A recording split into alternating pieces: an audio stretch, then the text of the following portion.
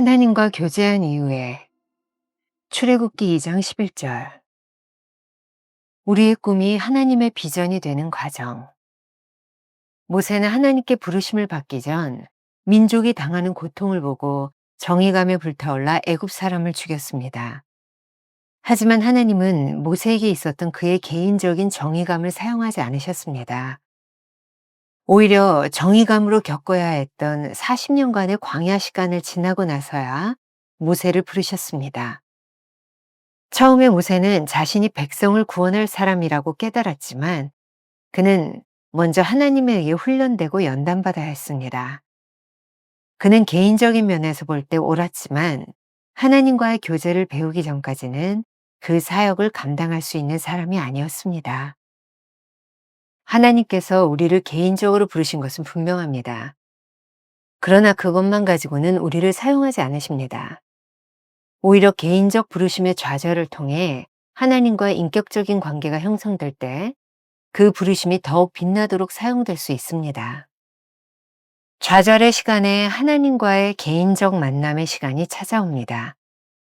그때 하나님께서 비전을 다시 한번 상기시켜 주십니다. 이렇게 우리와 하나님 사이의 인격적인 관계가 형성되는 것입니다.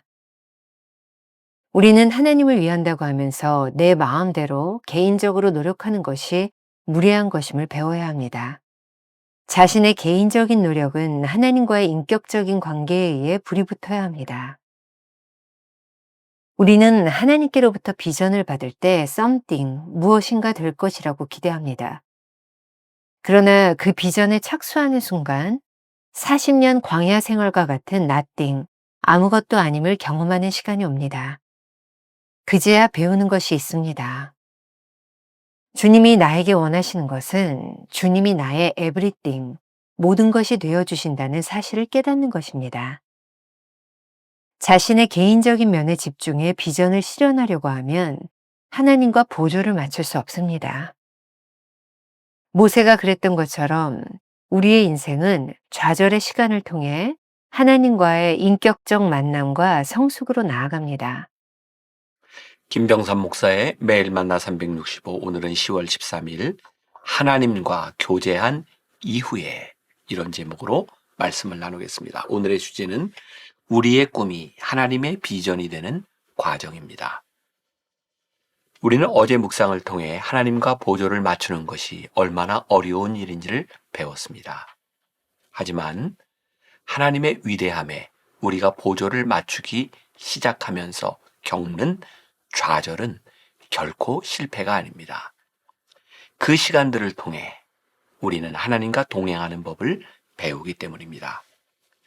오늘 본문 말씀은 모세가 아직 하나님께 부르심을 받기 전 그의 마음속에 있던 열망을 가지고 행했던 일과 연관이 있습니다.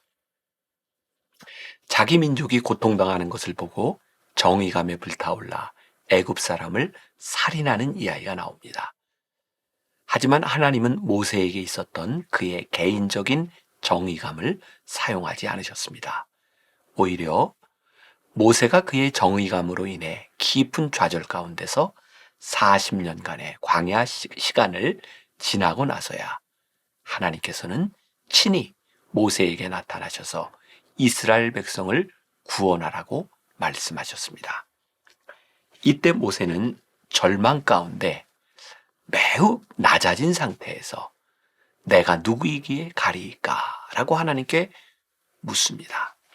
챔버스는 이러한 관계를 이렇게 설명하고 있습니다.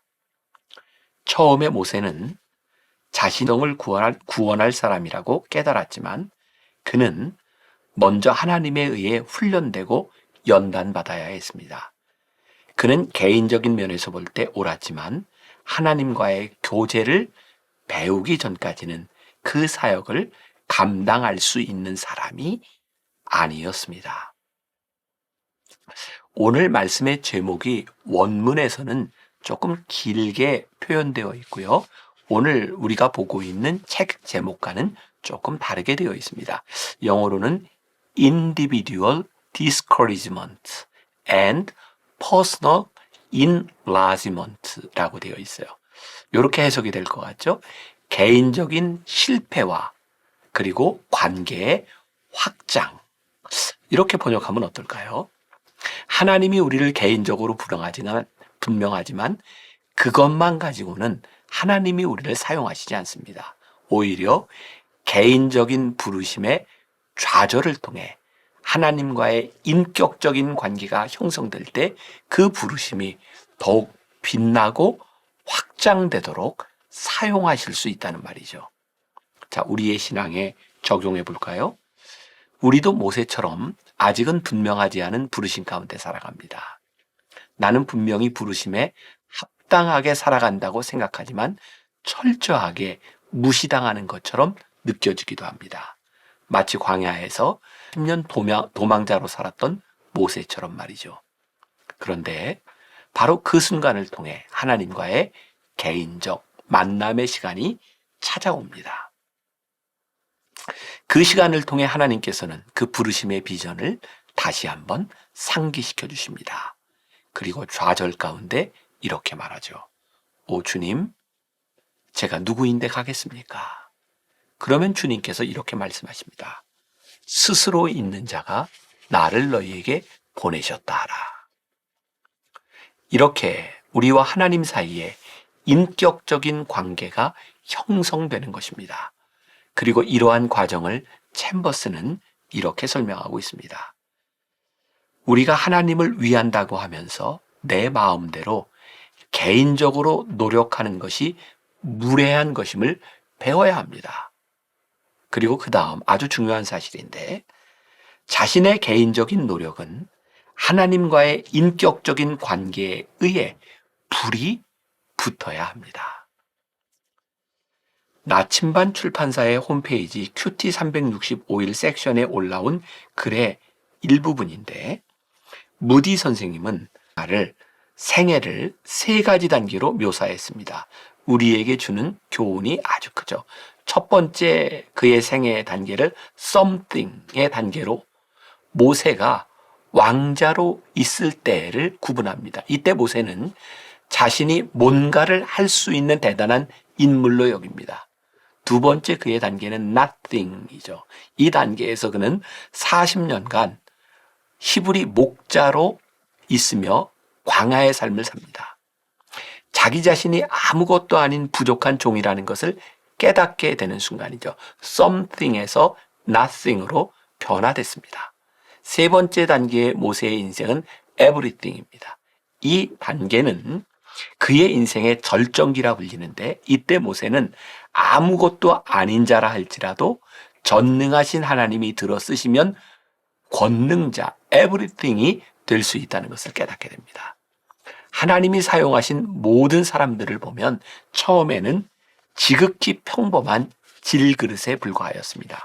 하지만 하나님만 의지하는 사람이 되었을 때 그들은 모두 하나님의 보배를 담는 질그릇으로 성화되었습니다. 결국 우리의 능력이란 어떻게 하나님의 능력을 받아서 사용하느냐에 달려 있습니다. 하나님의 손에 붙들린 사람이 되십시오. 우리 모두는 하나님의 비전을 받을 때 something, 무언가가 될 것이라고 기대합니다. 그러나 곧 그 비전에 착수하는 순간 40년 광야 생활과 같은 nothing, 아무것도 아님을 경험하는 시절이 옵니다. 그제야 우리는 배우게 되는 것이 한 가지 있습니다. 진짜 주님이 나에게 원하시는 것은 주님만이 나의 everything, 모든 것이 되신다는 사실을 깨달아야 한다는 것이죠. 모세를 통해 우리가 배우는 것처럼 자신의 개인적인 면에 집중해서 비전을 실현하려고 하면 하나님과 보조를 맞출 수 없다는 것입니다.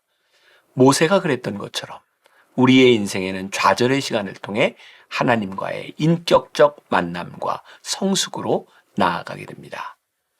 오스왈드 챔버스의 책 하나님께 인정받는 사역자에 보면 이런 구절이 나옵니다. 사역자에게 주어지는 첫 번째 요구사항은 자발적으로 훈련에 임하는 자세이다. 열정적인 사람이 되는 것과 영적인 영향력의 감동을 받는 것은 쉽다. 그러나 예수님의 발자취를 따라가면 예수님과 진정한 사랑에 빠져야 한다. 그리고 예수님과 함께 예루살렘을 향하여 꾸준하게 걸어갈 수 있도록 우리의 삶을 잡아 메어야 한다. 오늘날 훈련이란 그리스도인들에게 생소한 것 중에 하나가 되어버렸다. 현대인들은 훈련을 견뎌내지 못한다. 하나님께서는 우리에게 주의 생명과 은혜의 체험을 허락하셨다. 그러므로 사역자는 자신을 훈련해야 한다. 사역자의 훈련은 자신을 개발하기 위한 목적으로 하는 것이 아니라 대장 되시는 예수님의 목적을 이루기 위한 것이다. 우리가 기억해야 될 한 줄 노트.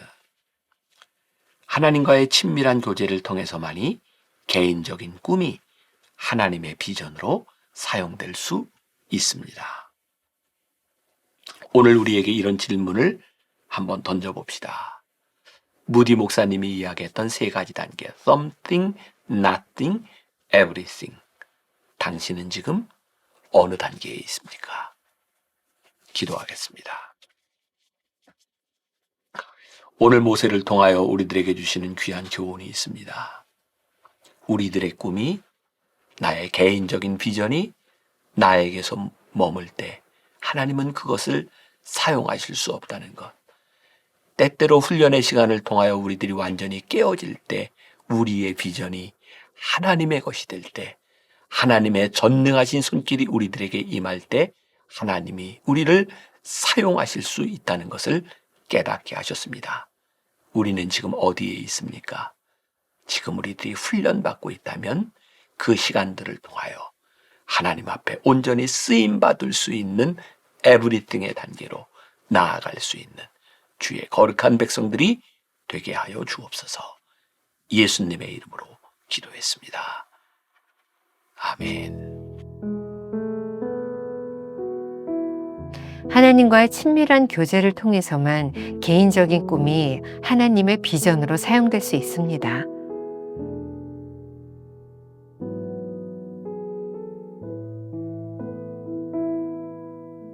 something, nothing, everything 중 당신은 지금 어느 단계에 있습니까?